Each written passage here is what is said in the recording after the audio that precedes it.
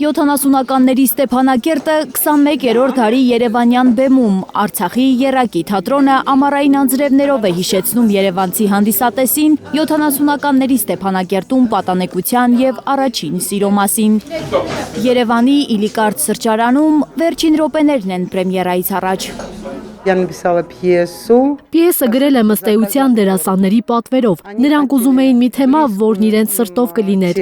որին բոլորը կմասնակցեին։ Նույնիսկ բլոկադայի 9 ամիսներին եռակի թատրոնը չի դադարել ներկայացումներ բեմադրել։ Արցախյան բեմ վերջին անգամ 2023-ի հուլիսին են բարձրացել։ Չենք իմանում, որ կհաղթարարենք այդքանը, այնպես ստացվեց, որ մենք ուժ ենք գտել, միասին համախմբվել ենք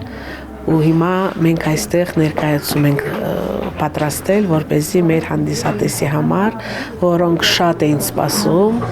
Թատրոնի հիմնադիր գեղարվեստական ղեկավար Ժաննա Գրիգորովան ուզում է, որ այս ներկայացմամբ հանդիսատեսը մտքով Արցախ տեղափոխվի։ Այն բեմ, որտեղ անգամ մոմի լույսի տակ մոտ 1 ժամ ներկայացում են բեմադրել։ Ներկայացումը հիվեր դաժը այդ պայմաններում լույսերը անջատվալա ու ստիպված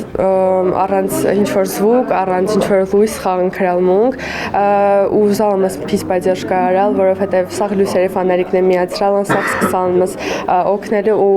դույզն ասած դաժը նկատայել չինք, որ լույսերը բանը անջատվալա ու դի խաղանքրալ։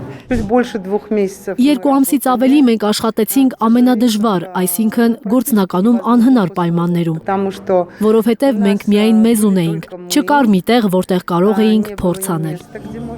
Այս տարի արդեն 5 ներկայացում է բեմադրել եռակի թատրոնը Երևանում։ 2024-ին թատերախումբը Երևանի Բոհեմ թատրոնում իր առաջին ներկայացումը ցուցադրեց, բայց ամենատարբերվող ներկայացումը մի սեփական տան պատշգամբում էր։ Հանդիսատեսի ջերմությունից Գրիգորովան հասկացավ, որ իրենց բեմադրությունները ամեն տեղ սիրվում են։ это было очень интересно. Դա շատ հետաքրքիր էր եւ հանդիսատեսին շատ դուր եկավ։ Հիմա սա մեր առաջին փորձն է արվեստի սրճարանի տարածքում։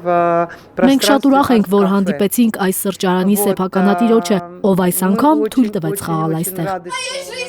Արցախյան թատերախումբը շատ բարեկամներ ունի։ Ռուս անվանի ռեժիսոր դերասան Պյոտր Նեմոյն է վարպետության դասեր տալիս երիտասարդ արտիստներին, աջակցում ներկայացումների բեմադրմանը։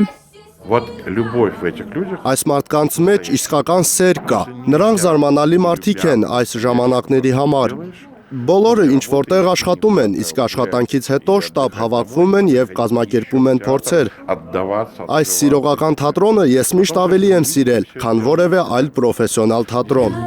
Թատրոնը պետք է ամբողջ հոգով սիրել եւ ընդհանրապես պետք է շատ սիրել, ասում են դերասանները։ Միայն այդպես է հնարավոր հիշել ու հիշեցնել Արցախի մասին։ Այդ ամեն ինչը քեզ տանում է նորից ընդեղ, նորից Ղարաբաղ, նորից Ստեփանակերտ ու այդ քյոյնը ատմոսֆերան բանը սաղ փոխանցվում է։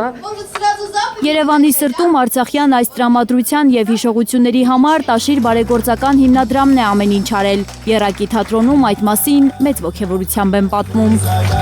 Աննա Գյուլնազարյան, Միլենա Պողոսյան, Հարություն Մաթևոսյան, Հայլուրի համար։ Հայաստանում եւ աշխարհում տեղի ունեցող իրադարձությունների մասին առաջինն իմանալու համար բաժանորդագրվեք մեր ալիքին, սեղմեք զանգակը, որ բաց չթողնեք ամենահրատապը, ամենակարևորն ու հետաքրքիրը։